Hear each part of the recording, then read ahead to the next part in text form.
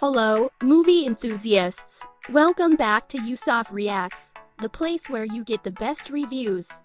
I am Jane, and today we are going to talk about a movie that really stands apart. So before any ado, let's jump into it. Otto is a grump who's given up on life following the loss of his wife and wants to end it all. When a young family moves in nearby, he meets his match in quick-witted Marisol, leading to a friendship that will turn his world around. Otto Anderson is a grump who no longer sees purpose in his life following the loss of his wife. Otto is ready to end it all, but his plans are interrupted when a lively young family moves in next door, and he meets his match in quick-witted Marisol. She challenges him to see life differently, leading to an unlikely friendship that turns his world around. A heartwarming and funny story about love, loss, and life, A Man Called Ove, shows that family can sometimes be found in the most unexpected places. Pittsburgh, Pennsylvania. With people finding it hard to like him, grizzled widower Otto Anderson has earned a reputation for being the neighborhood's irascible, unbearable old grump. But what do they know? And then, just when life seemed to have lost its meaning, sunny new neighbor Marisol and her family move in across the street, interrupting the short-fused curmudgeon's secret plans to go out with a bang. And as the undaunted newcomer's generosity and compassion wear down the frigid misanthrope, melting his ice-cold heart one act of kindness at a time, a question emerges. Is Otto the grumpiest man in America? Otto Anderson is a grumpy widower who is very set in his ways.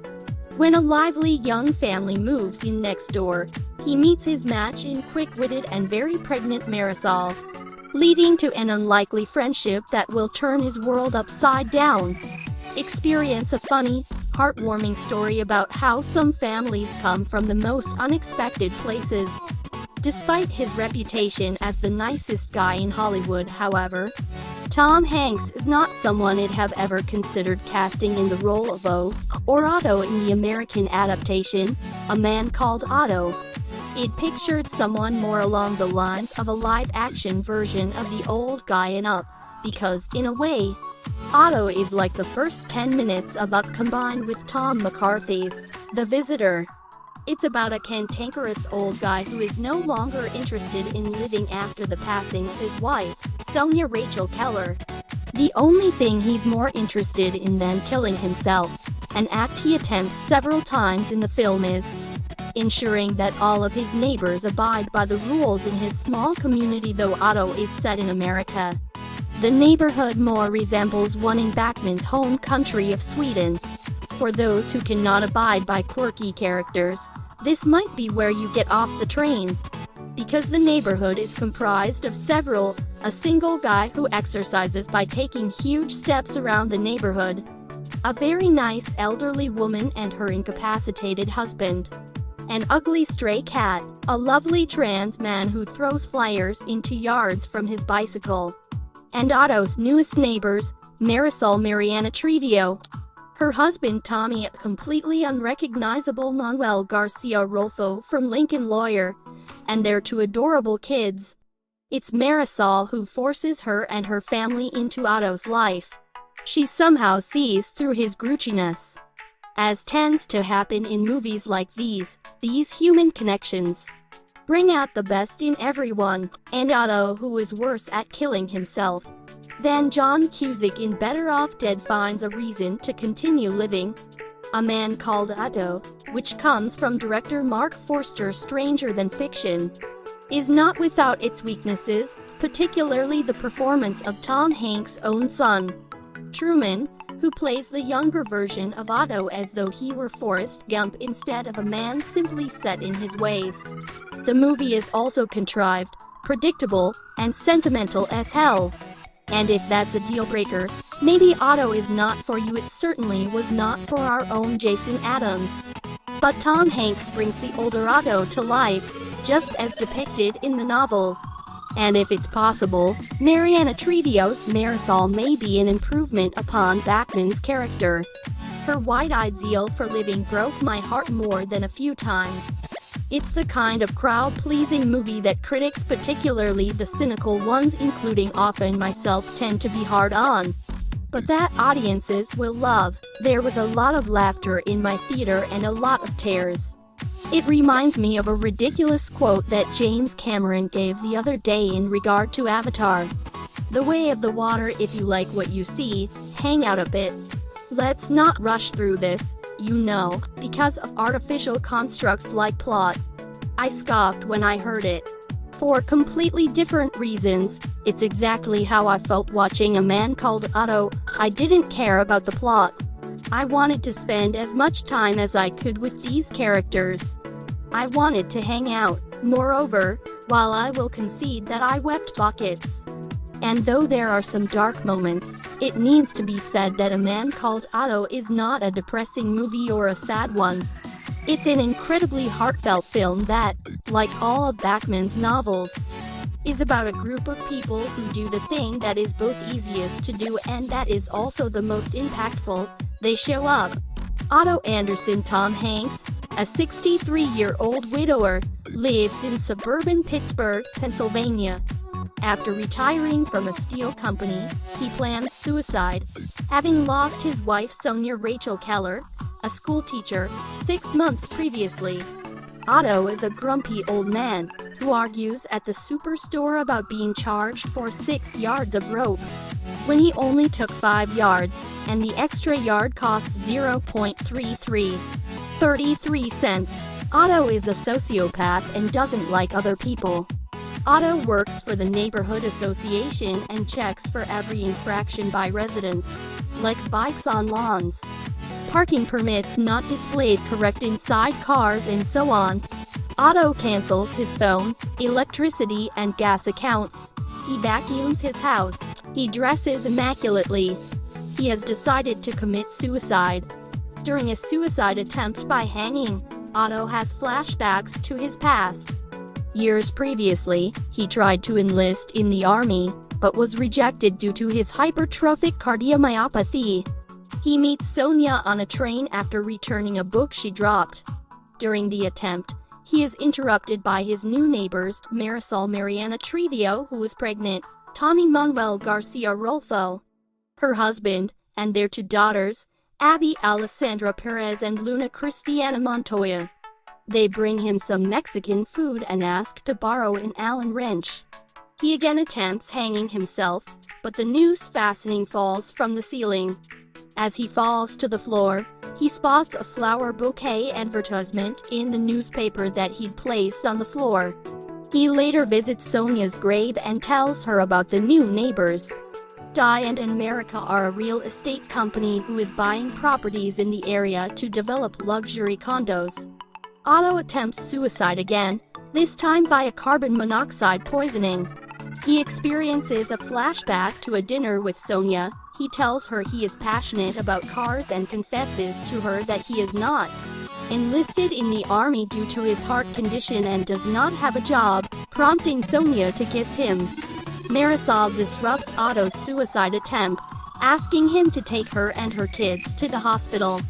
After Tommy fell and broke his leg using a ladder Otto had lent to him, Tommy was taken by ambulance, but Marisol doesn't have a driver's license. Otto reluctantly agrees and takes them to the hospital. At the hospital, Otto sits with the kids, and a clown named Beppo comes and borrows a quarter from Otto for a trick. The quarter that Otto gives was a silver 1964 quarter that he got from Sonia when he first met her. After the trick, Otto sees that Beppo returned a different quarter, and Otto assaults him till he gets his original quarter back. Marisol is constantly in Otto's life. A few days later, she finds a frozen cat in her driveway and brings it to Otto's home to revive it. Otto has a flashback to his graduation when he asked Sonia to marry him. During a suicide attempt by train, an old man faints and falls forward onto the railroad tracks. Otto saves the man and the incident goes viral and he is saved from an oncoming train by someone taking his hand from the platform and pulling him out of the tracks. Marisol wants Otto to give her driving lessons, but he refuses. Marisol gets the lessons from another neighbor who teaches her all wrong, prompting Otto to take charge of her driving instructions. Marisol has only ever driven automatic, but Otto insists that she learns to drive stick. Marisol asks Otto if he'd take her for a driving lesson, and later they visit Sonia's favorite bakery, which the couple formerly frequented every weekend. Otto adopts a cat that keeps hanging about outside. At the bakery, he tells her about his friendship with a man named Reuben Peter Lawson Jones, the two having worked together to establish rules and order, with Otto as chairman of the neighborhood association board. The two grew apart after Reuben's preference for Fords and Toyotas over Otto's Chevrolets and the coup of replacing Otto as chairman. Reuben, who had a stroke, now uses a wheelchair and is cared for by his wife Juanita Jennings and neighbor Jimmy Cameron Britton. A local transgender teen, Malcolm McBeta, recognizes Otto as Sonia's husband. While delivering newspapers and circulars in the neighborhood, Malcolm cuts through Otto's disgruntlement at receipt of the newspapers and recounts that Sonia was his teacher, and one of the few people who accepted him as he was. A friendship forms between the pair, and Otto fixes Malcolm's bicycle. After dodging a social media journalist named Shari Kenzie Kelly Lamore Wilson, who is attempting to interview him in relation to the earlier viral video, Otto gets angry at both Marisol and Adai and Marica real estate agent Mike Birbiglia, who always leaves the gates open and doesn't follow the rules of the society, not wanting to come to terms with Sonia's death. While chasing the agent away, Otto gets agitated and out of breath, but won't tell Marisol anything and shuts her out. He attempts to commit suicide by shotgun, but is interrupted by Malcolm, who asks to spend the night after his father kicked him out. Otto learns that Diane and Marica is planning to force Reuben into a nursing home and take their house, after illegally finding out by calling their son Chris, who had the power of attorney, that Anita was diagnosed with Parkinson's disease.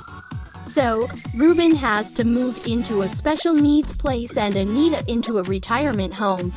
This way, the real estate company gets the house if Chris agrees to sell to them, which he does. Otto agrees to help Anita and Reuben. Marisol refuses to assist Otto. She is angry with him about shutting her out, until he tells her that he and Sonia went to Niagara Falls to celebrate Sonia's pregnancy. On the bus back home, they were involved in a crash, and Sonia became paralyzed and had a miscarriage. The neighborhood was not accessible to Sonia, and Otto was voted out of the chairmanship.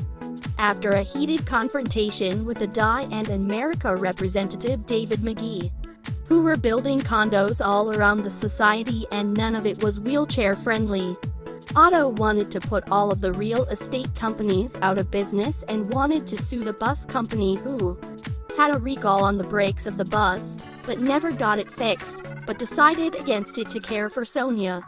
With the help of the neighborhood and Shari Kenzie, who questions the representative on how he has access to medical records of seniors, Reuben and Anita are able to keep their home. Otto collapses and is taken to the hospital, where he lists Marisol as his next of kin. After being told by a cardiologist that Otto's heart is too big, she laughs, before going into labor and gives birth to a son.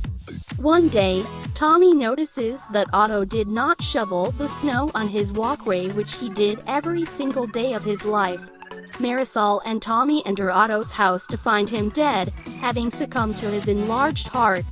A funeral is held, attended by his neighbors. In a letter to Marisol, Otto says that his lawyer will give her his bank accounts, providing them with enough money to take care of her family, along with his new car and house. Good grief, there are some really grumpy reviewers out there. This is the perfect vehicle for Tom Hanks, and he makes the most of the opportunity.